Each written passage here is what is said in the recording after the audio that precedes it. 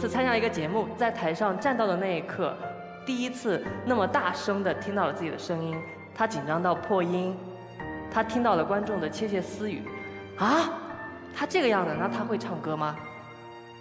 那个时候世界很大，但是他很小，他时常怀疑，哎，歌手是会和自己有关系的一个事情吗？因为我觉得去 KTV， 我感觉有一种加班的感觉。我有一次呢，被人家在 KTV 唱了5次《爱的代价》，我从此以后我就不去唱 K。你不会被人家这样要求吗？我会，就让我一直唱大鱼。那现在不能讲，我们就只好出去讲。对，我们就出去吧。好，我们聊天。没想到吧？果然是一个让人尴尬的东西。你平常是怎么样的一个人？你平常不紧张的时候是怎么样的？话比较多一点吧。那我现在话已经很多了，对不对？对，我差不多已经好很多了。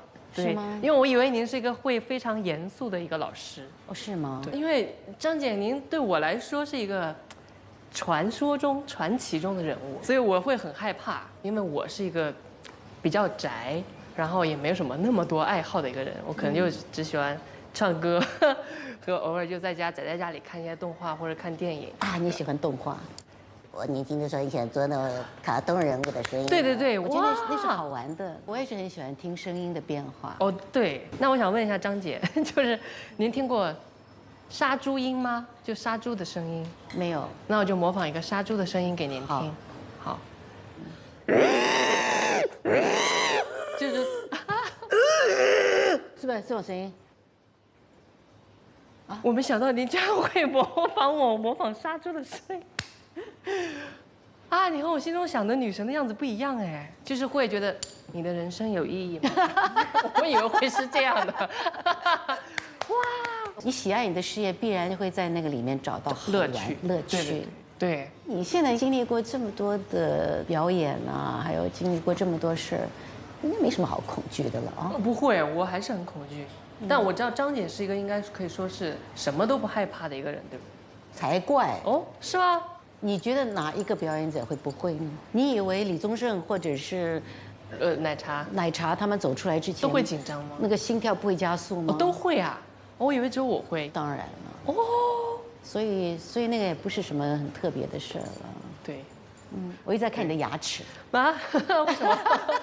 因为你曾经去念过牙医。对，因为我之前第一个大学专业是牙医。一般人应该怎么样保护自己的牙齿？老师，我就读了大一，我还没有到专业课。不行，大一你一定也知道一点吧？用牙线。老师放过我吧，我真的读过牙医，我真的只是忘记了，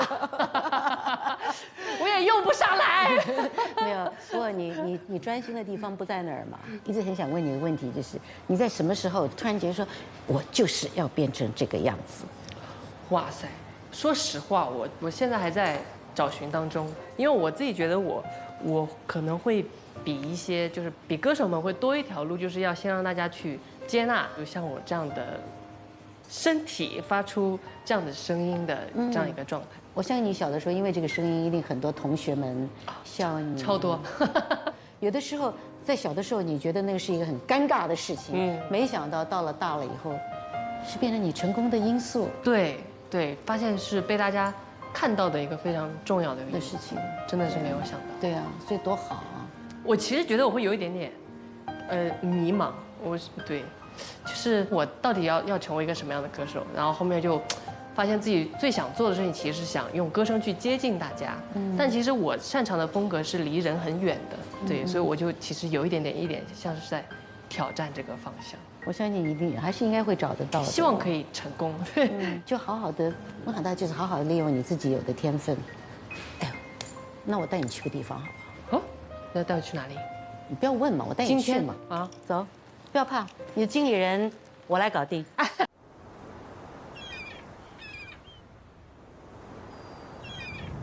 太阳下山，明早依旧爬上来。花儿谢了，明天还是一样的开。美丽小鸟飞去无影踪，我的青春小鸟一去不回来。我们小学的时候都要学这首歌呢。其实真笨呢，那个时候哪知道什么叫青春呢？青春是什么都搞不清楚，怎么还会飞去呢？后来晓得啊，青春原来是一只小鸟。不是这个意思。啊，青春不是小鸟啊，那青春是什么？你说啊，青春到底是什么？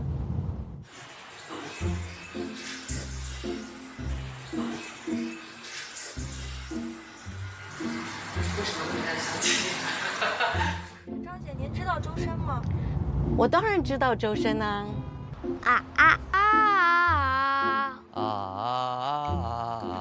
周深就是一个老天爷赏饭吃，虽然让他的声线没有变，可是他却有天籁般的歌声的一个歌手。哎，可是他会知道我是谁吗？张姐，对我来说就是一个传奇中的人物，我感觉是一个很遥远。周深作为我们这第1期的嘉宾，也是一个90后的年轻歌手。您第一次见他，会害怕跟年轻人聊天吗？其实是有一点点担心，就是很怕我们两个讲话呢不是在同一个轨道上，甚至不在同一个世界里面。我以前曾经跟很年轻的金城武聊过天，我都觉得我是在跟外星人聊天，他也觉得他在跟外星人聊天。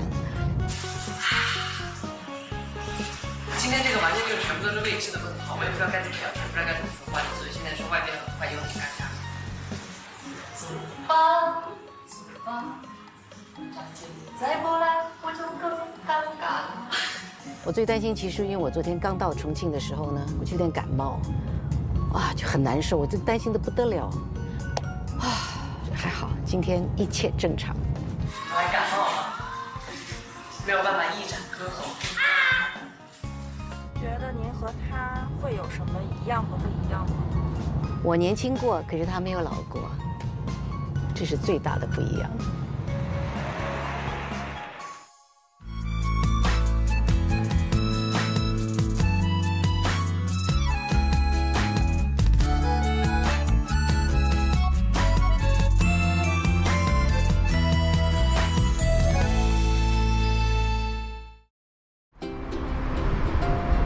念念青春有一场周深跟大家一起分享他们成长故事的念诵会。当每个人有经历过一些事情的时候，他会自己都会做一些整理，然后他整理之后，他变成文字的时候，是他一种抒发感情的一种方式。所以写的时候一定是有另外一种心情去重新再描述他们当初的一个感情。那现在在念出来的时候，我相信在他们脑海里都会出现很多很多美丽的画面。或者是很痛苦的画面。不知道周深，他曾经写下什么？好期待哦！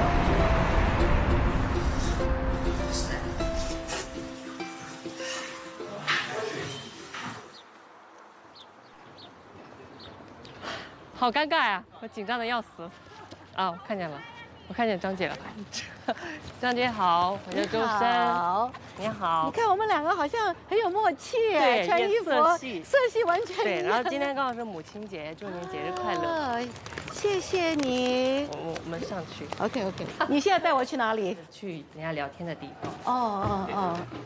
哎，等一下，我刚刚看到一本书，对你来讲好像很重要哎。啊，小王子是不是？对，我演唱会有个造型就是小王子的造型，是不是？我记得。对，因为我觉得好像每个人来到这个社会，就特别像是小王子去到其他星球一样，去见到不一样的东西，不一样的人。很希望能够像这本童话文学一样，就永远就有这样一个童真的一面吧。而且他一直在寻找。对，一直在寻找自己。那你的玫瑰花呢？我还没有找到。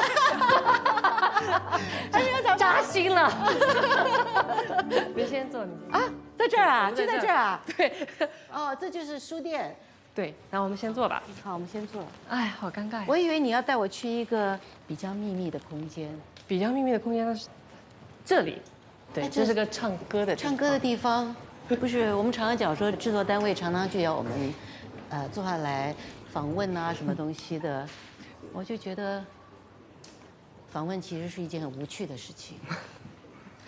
我也这样觉得，你也这样觉得是不是？只要他们问我，因为我是一个比较容易紧张的人，然后他们就说，让我猜想一下跟张姐在一个什么样的情况下见面比较不尴尬。然后我就想，哎。张姐也是歌手，我也是歌手，就是有没有可能在一个唱歌的环境？然后结果他们就搬了一个移动的小 KTV 过来，我会发现把这个气氛弄得更尴尬了。没关系，我们进去看看有什么东西让我们不尴尬。好尴尬。好，好。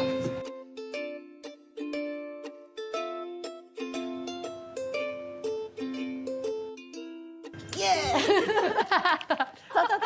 走。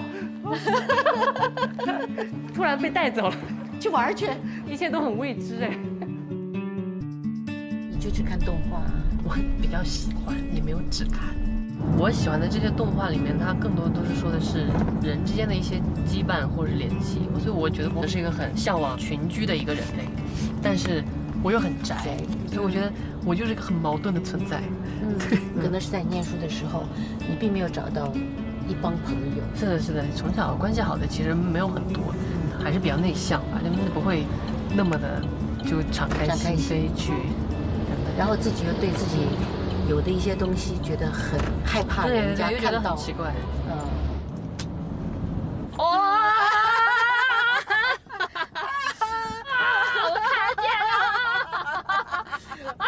好尴尬呀！对的，对的。师傅刚才那状态特别好，但是我们走错路了，我们去 B 门。这个状态，我也不是演员，我演不出来。我刚才没敢去 B 门断你们。对。你那个时候考的时候是考什么？我考的是艺术特长生，然后没考上。你是庆幸自己没考上呢，还是觉得遗憾自己没考上呢？我听完没考上这3个字很扎心。大型社死现场就是社会性死亡，就是我们经常用的一个网络用词。是什么？就是让你尴尬到想离开这个星球的一个场面，就叫社会性死亡。你们有太多的名词，我都不懂。网络用语，没事不用懂。他们那天跟我讲往生啊，我说那往生不是死掉的人，这不叫对呀，往生。好不吉利哦。原来不是，是网络的。我很想体验一回大学生活。我之前在的那个学校都是1对1的。就其实没有那么多的大家一起住宿啊，一起生活的一个经历，所以还是蛮寂寞的。对，就感觉就没有那种大家群居的那种，对，出来一块熙熙攘攘、吵吵闹闹。对，然后大家一起可以吵个架啦，或者是讨论一些事儿啊，或者是说谁的八卦啦。对。其实我有想过，就很有可能世界上会有另外一个我，他就是跟我一样喜欢唱歌。然后他就顺利的读进了像可能重庆大学，然后他现在可能就在踢足球，那他会是一个什么样的人生？对，您有想过这个问题吗？我从来没有想过哎。对啊，如果说你今天碰到一个另外的你觉得这会适合你吗？说不定很适合另外一个在重庆读大学的我，也许他也会过得很开心，足球踢得很棒，跟我全部相反，很会游泳，骑单车很厉害。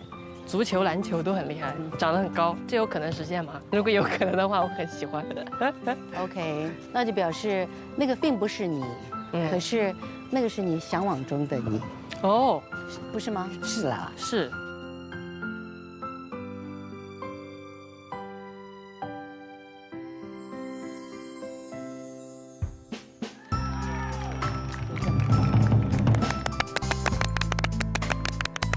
我觉得好尴尬，好尴尬啊！尴尬，快点走，尴尬。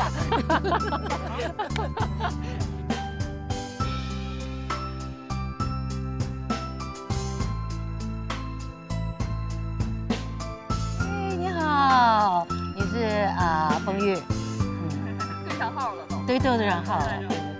这些全是今天参加念诵会的朋友，很高兴跟他们见面。我看过他们的文本，真的非常的精彩。周深也带着他2个好朋友一起来参加这场念诵会。我们3个人同时见，还是上一次周深在北京的演唱会。对，这是什么？莉莉丝的梦。莉莉丝的梦。我们3个一起好不好？我跟他们永远就是在不同的城市，但是会经常联系，特别像跟我爸妈一样的一个状态。哎，你好适合这个环境。对啊，因为你很漫画。对，我给你照张照片。你可以稍微的开心一点吗？不要那么惊恐好吗？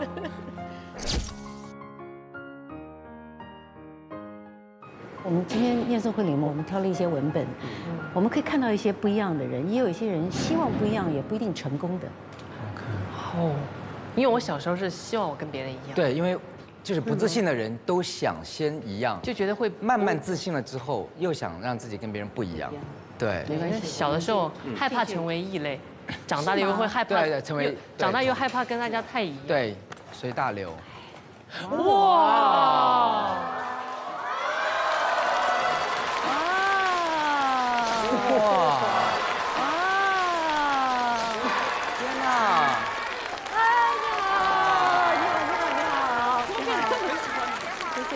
你好，大家好，大家好，Hello，请坐，请坐。今天我们请到的这个3个好朋友，他们3个都是好朋友，你们知道吗？知道。你们都知道他们现在是成功的这一面，对不对？那你们也知道他们曾经也经历过一些他们自己的一些很迷惘的时候，是不是？所以我们今天这念诵会其实要念的东西，并不是我们现在所写的东西，而是在他们年轻的时候、青春的时候。过去写的东西，或许现在看起来有那么一点儿矫情啊，有那么一点尴尬，可是都是我们成长的过程。那我们今天就是让大家一起来共同分享，有没有不一样的地方，或者我们有一样的地方，就到你吧。啊，这么快？不，你觉得太快了吗？哎，那要不要休息一下？不用。我取了一个特别矫情的一个名字，叫做“我不是在最好的时光遇见你们，但遇见你们成就了我最好的时光”。哎，你这个起标题的名字，感觉还是很像你12岁写的东西。真的。好了，哎，我很认真的。好，就小时候的周深，也就是我本人啦，是个连说话都会脸红，一害怕害羞就会尴尬的挠头咬指甲的一个小男孩儿。他特别喜欢那种隔着屏幕跟网线另一端的朋友唱歌给他们听的那种安全感。他还有个名字叫做卡布，但他心中一直都有一个很小的但是又非常沉甸甸的梦想，就是希望能够有更多的人听到他唱歌。有一次参加一个节目，在台上站到的那一刻，第一次那么大声地听到了自己的声音，他紧张到破音。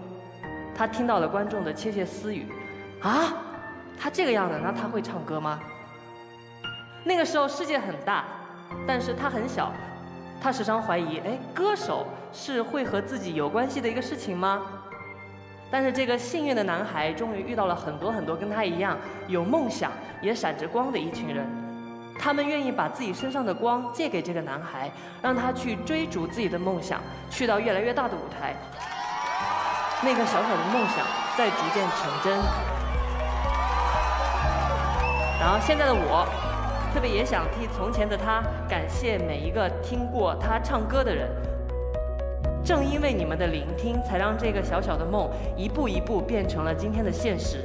还有一点非常重要的话，也希望你们不要害怕自己的不一样。也许它给你们带来过伤害，但是也因为我们的不一样，我们的光才更加闪耀。永远不要忘记自己有光，也永远不要忘记自己有梦。好能写啊！干嘛念好尴尬哦！不尴尬，挺好的。真的都是我的心声、真情实感，就是对分享一下。很多人都很需要别人的认同，才能够长大，是不是这样子？我在高中的时候会感觉别人注意不到我，然后后来用了一些很错误的方法去表现自己。为什么要人家一定要看到你？因为有的时候可能我们需要外界的声音来不断的去证实自己我能行，但同样我们还有自己独立思考的那一面，去面对自己的内心。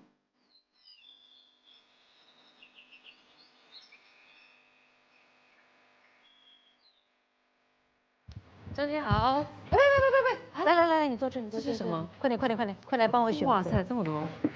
青春畅销书作家，还有谁呢？刘同。这是日记吗？是，应该是吧？他说这什么歌啊？正歌啊？他说我是该变直的时候了。我是该质变的时候了。哦，直变的时候，变直，变质那是过期了，坏了。对，对呀，走味儿了。 8月26号，郑哥的每一句话都似一把利剑刺进我的胸膛。啊？我就看着他把那把剑插进去，然后拍拍手上的灰，转身而去。我竟报以微笑，我心里不好受。这种不好受是一个人进化的必然过程。好早熟。我谢谢他，其实我很对不起他。我是该需要一个人安静地坐下来，找一个可以谈心的伙伴，说说这些故事和自己的感受。再坚强的人，内心也是脆弱的。我在写什么啊？生活在一个圈子当中，不再被逼疯，已经是一件很了不起的事情了。而郑哥对我来说，就是一个活在现实当中的影子，见不得人。是的，对我来说，郑哥是我人生当中的一个指路标。我就分享到这儿，我都不知道我在写啥。没有，我们大家都只是好奇郑哥是谁而已。其实我是这样的，张姐，郑哥是我以前的一个好朋友，他年纪比我大。OK， 我也不知道为什么，因为这是我的日记吧，就是我一个人喜欢坐在那儿碎碎念。你已经忘了当天的心情。我也不知道为什么，可能就是因为可能15、16岁，然遇到了后什么事儿？对人生有很多的想法，又觉得自己不够优秀，然后就觉得说自己是不是应该改变，然后获取更多人的喜爱。哦。其实我在20多岁都是谄媚型人格，直到我大概20多岁之后，我突然意识到，我每天被朋友控制情绪这件事情是一件很糟糕的事儿，我就开始果断和他们绝交。开始怎么样认同你自己写的东西的时候呢？35岁左右，我才认同我自己真正写的东西，是因为其实我是31岁的时候出版了我的第一部被更多读者知道的书，叫《谁的其中不迷茫》。因为那本书很奇怪，那本书其实有点像今天这个日记。所以当时出版社说刘同你30岁了，你应该出一本书纪念你自己过去的10年，然后就选了我很多的日记。我看到那些日记的时候，我都觉得好夸张，好恶心，我就不想把它放在书里。但是那个编辑就跟我讲说，他说刘同你可以把这些删掉，但是你要记得，你删掉不代表你不是这样的人，只代表30岁的你不想承认你过去是那样的人。我觉得他讲得很对。于是呢，我就把那些书出版了，确确实实很多人很喜欢，但是也有很多人觉得写的是什么鬼。所以那个时候其实对我来说自己心理压力很大。但我到了35岁，我再也写不出这样的东西的时候，我才意识到，哇，我好棒！我真的把最年轻的、最幼稚的、最真实的自我给记录下来了。所以那一刻我就觉得说，我好厉害。所以不要害怕，你年轻的时候觉得很矫情、很恶心。当你现在厉害的时候，你才要感谢过去的那个自己的矫情。是，谢谢。对，谢谢。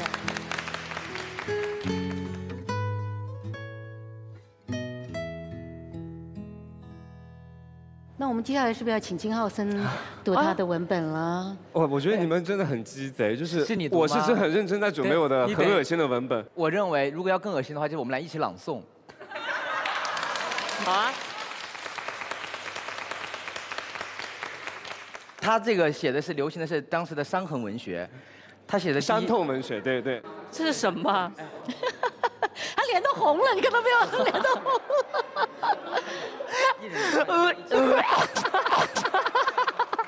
一人一句，然后再一起合。太可怕了，这节目太可怕了。来啦，要开始了吗？我喝曼特宁。窗外面。那就一起啊！绿的不真实，庞大的生气让人如此恐惧。我在写眼泪不止的流下来，我甩了自己一巴掌，还想哭，又甩了自己一巴掌，终于不那么想哭了。我对自己说，哭有什么用？你都这么多年没有哭了，然后我笑了。童哥，我给甩了。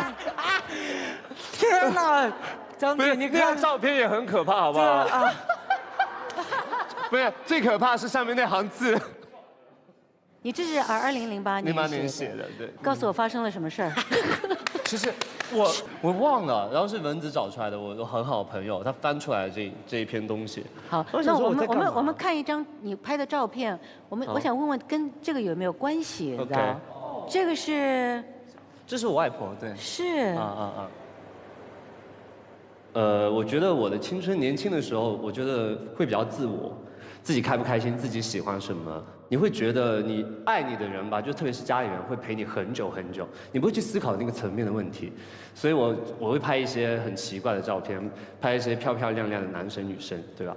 然后其实到了2019年夏天，因为那个夏天对我来说太难了，就是比如我4月份我知道他生病以后得了胃癌晚期的，我就一直在老家待着，我就每天坐在那个很矮的椅子上，他就躺在一张比我更矮的椅子上，然后躺着拿输液，每一天我都陪他输液，然后我每一天对着的画面就是这个，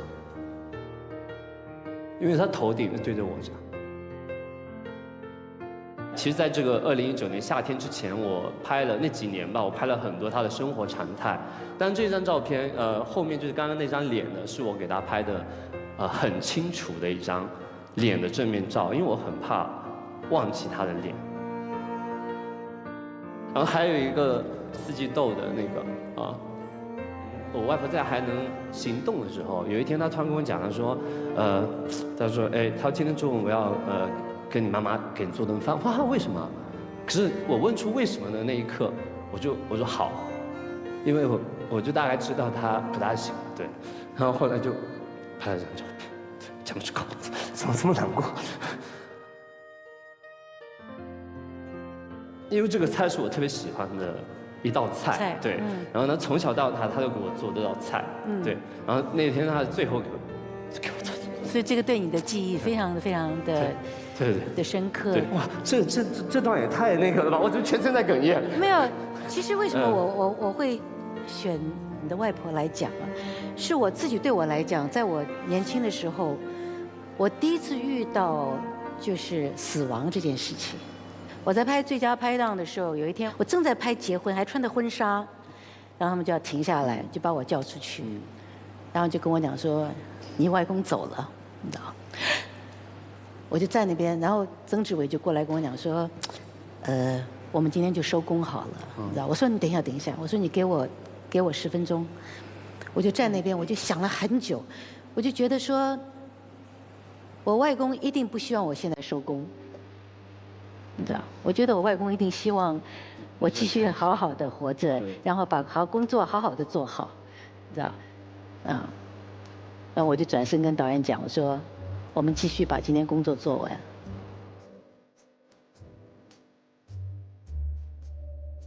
所以有时候这样想一想，可能你接下来就会觉得说，其实你的外婆会希望你对活得更开心。后来就自己会去调整，对，但是那调整时间比较久一点啊。是，那一定的。谢谢。谢谢。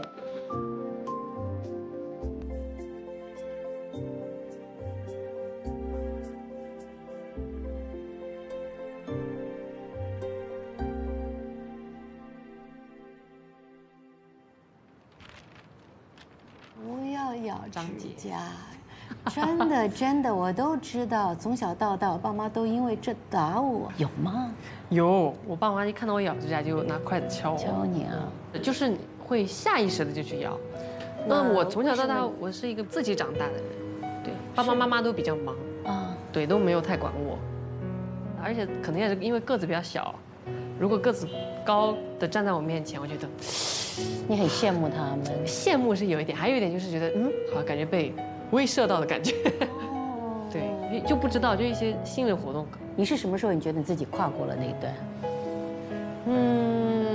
我觉得应该是有了《大鱼》之后，就我的一首所谓的代表作之后吧，就会很多人会说，我好喜欢你的《大鱼》，就会觉得我唱歌是能够被别人说好喜欢的，而且是看到我之后告诉我很喜欢你。我觉得那一下的认可是很巨大的。是不是每个人一定需要别人的认同才能长大呢？大家好，我是108线演员冯玉。曾经的我为了不一样，横冲直撞到迷失自我。我以为只要到了台湾就会有机会拍到戏。看了无数片尾，抄了无数号码，给制作公司打了无数电话，终于得到了录一期节目的机会。2012年12月，毕业4年了，一个社会大学都念完了，有时候都不知道该如何面对接下来的人生。比如你想成为一个演员，你可能觉得去横店、去北影门口蹲个3天3夜，每天捧个窝窝头，用忧郁的眼神，就会有导演看中你。哇哦，你就是下一个梁朝伟。但其实很多时候，年轻的想法可能只是欲望，不是真实的理想。2018年3月，谢谢。哇哦！我也很好奇，你在台湾后来上了一个什么样的节目啊？特别想上大学生了没有？所以我疯狂的给制作单位打电话。但是，就是你准备了很久的一段东西，但是在那个节目里并没有得到呈现。对。你觉得你准备的东西都是很容易抓住人的眼球的？对，就是1秒钟变格格，我那有差不多这种东西。对。是因为那样子东西在那个时候是流行的吗？还蛮流行。那个时候非常流行这种好玩的、有趣的东西。你觉得你自己做过最努力的，然后可是最失败的表演是什么呢？比如说吞拳头啊。我小时候也做过，你现在也会做？对，是吗？他也会。对，跟朋友在一起，你会吞拳头，会比较容易让大家开心。就他20多岁取悦朋友那阶段，他就天天在 KTV 吞拳头。吞拳头啊！你会，因为他看起来就真的很能吞。因为当时真的为了要练吞拳头，我可能就这里也会就会破掉。真的假的？那个医生说那个关节会发炎。哎，来，是我们吞过拳头。后来我录了很多综艺节目之后，发现很多所谓的很特别的人，坐在一起的时候，发现每一个人都不特别了。我突然讲到一句话，就是你到底喜不喜欢你自己？不是自恋哦，是你喜欢你自己就是这个样子，你喜欢你自己是这个性。你喜欢你自己吗？我有一次生病啊，其实那个脸色也很难看，很累，很糟糕，情绪已经低落不得了。后来我想说，我就这样下去吗？后来我就站在镜子面前，我看到我那张很可怕的脸的时候，这个身子陪伴了我一生哎，我怎么可以不喜欢他呢？我就告诉他说I like you, I love you， 我很喜欢你。我就是从那天开始，我每天这样对我自己讲，后来我的身体就慢慢就逐渐好了，知道？我觉得爱自己很重要。不要老去看别人，哎呀，他有好多，哎呀，我希望变成他，哎，我想，其实你的身上有好多美好的东西，你自己都没有看到，会不会呢？所以这2年我也希望说，我能够回归我一开始想做这个行业最初的东西，而不是说我成为一个别人希望我成为的一个人。谢谢你，谢谢你。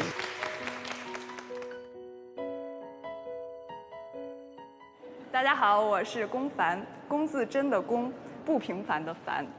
那今天呢，要带来的这个文本是我在高1时候的一篇日记。2005年3月9日，从开学到现在，我被班主任、生物老师、政治老师还有年级组长轮番教育，可屁股长钉子的老毛病到现在也没有改掉，而且我也不想改。人终归得自由。我更搞不懂的是，我堂堂一个好学生，竟然又被停课。但让我烦的是，为什么又是请家长？老师们都一样，有事儿没事儿就知道跟爸妈们开个茶话会。我还不知道，这次是爸妈一锅端全来了。过去的事儿，我不想再追究了。如果真要追究，这一个本子都写不下。哎，真无趣。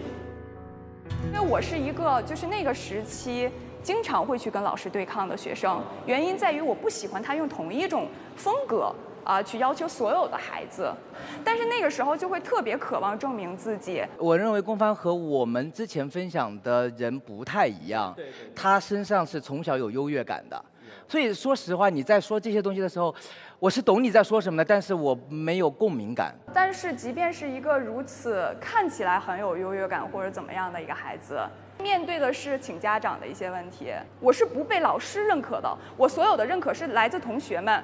就是我会给一部分同学讲课，我属于数理化这些就考满分那个样子，所以就收一帮徒弟给他们讲课。对不起，龚帆，我收回刚才我的结论，我们的不同不来源于我们的成长背景，来源于我们的智商的不同。但是那个阶段，就现在看起来真的就是叛逆，自己想要追求叛逆，但实际上自己骨子里不是叛逆的人。他就是天生有一股那个，我有一些不同的。我不想把它定义成叛逆，原因在于我清晰的知道我每一个事情做的背后的目的或者思维的逻辑是什么。就我刚一开始跟老师产生一种对抗，我会觉得是老师不太懂得因材施教。我很赞同你的某一些说法，可是呢，我也就在想说，如果今天我做的一屋子全部都是老师，我们或许会从另外一个角度去看教学的某一些困难。好，我们还有一个，我看到刚刚，你也想问，对，来。因为我原来是学教育学，作为老师，我们是要给学生一个范围、一个框架的，你可以在这里面自由，但是你不能出去。其实是在保护他，对，其实在保护你，所以学生对老师是有很多误解的，总觉得你老师怎么这么凶啊，是框架我，所以是需要有平台让师生之间沟通的，对。真的是真心真意的为学生好的。对，郭帆，你知道吗？就是你讲的，可能它更像是精英教育，而其实我们更多的人其实接受的是大众的教育，因为先普及，所以你没有必要去要求对你单独的不一样。就是我觉得作为学生来讲，我会很抱歉，有可能因为我不好好学习，我上课在那写画画影响到他人，觉得他们也可以不听讲。但是作为学生来讲，最核心、最重要的一点是要自我有一个认知，就是你未来要成为一个什么样的人。我现在常常在写一些东西的时候，我常常会记得以前老师逼我背的那些东西，我一下就知道了。所以，但是我那个时候是反抗的。所以我认为，无论你是花时间去做他做到的，还是你去反抗，都没有问题，因为他都让你成长了。我其实现在蛮想向他们抱歉的，向那些我对抗过的老师说一声对不起的，因为老师在吗？不要笑，和解一下。因为确实有我这样一个学生，对于他们管理整个班级来讲，挺头疼的。但是张姐，我发现我越听下去，我慢慢开始理解她。我觉得她的世界会很有趣，因为就是其实换一个角度去想，就比如我现在去听歌。我可能听到的东西就跟大家不一样，我会听他唱怎么唱，他们这个歌怎么编的怎么编，但是他把它放到他喜欢做的那个事情上，我觉得以后会跟很多人不一样，然后很多人会觉得，哦，原来这个东西还可以这样看。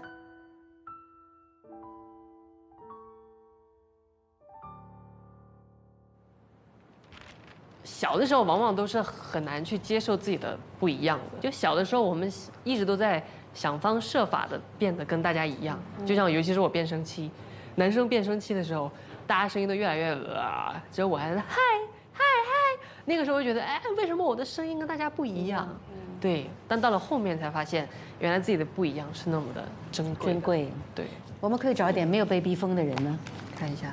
对，哦，这有个打印的。对，一个有容貌焦虑的巨蟹座女生，听起来像我，我是巨蟹座。这是您吗？每逢有这种角色出现时，我都会陷入苦恼。到底古时的美女标准是什么呢？凌波姐唱出那句“你那樱桃小嘴”，全场笑翻了，但也笑伤了我的自尊心。这个人怎么越读越有点熟悉啊？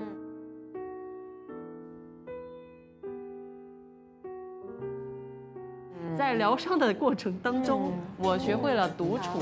我窝在那巨蟹座的硬壳里，重建自信。我拒绝自恋，虽然我认为那是很多演员必须有的一个经历。天哪，我才不要变成一辈子躲在这个巨蟹壳里呢！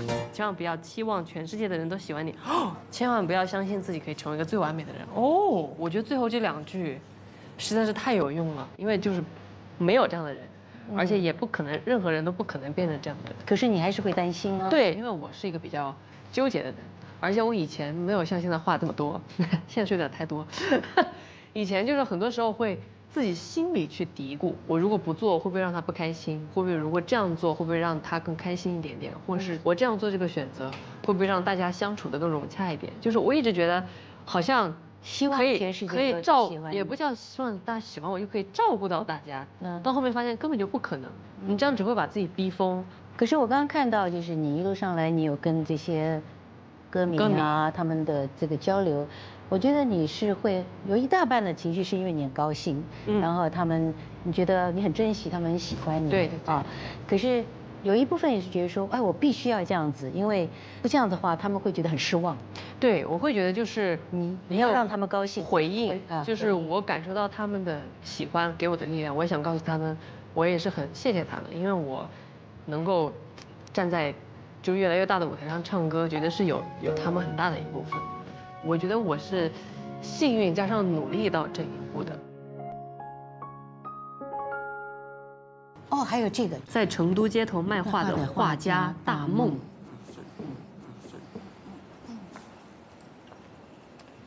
能听到吗？先介绍一下自己，就是我叫大梦，就是做梦的梦。然后呢，其实我受伤之前是一个建筑工程师。给我定义说是画家，其实我根本就不是什么画家，我就是一个画画的。后来因为其实就是个意外嘛，然后我以前可以跑啊，可以打篮球啊，可以扣篮啊，然后现在我坐在轮椅上，其实就没有别的，没有太多，就是这样。然后我这篇日记也很简单，就是真的刚才听了大家的，我觉得我这个就是小学3年级的水平。没事，有我垫底。没有你，我刚才以为你那能垫底，后来发现我。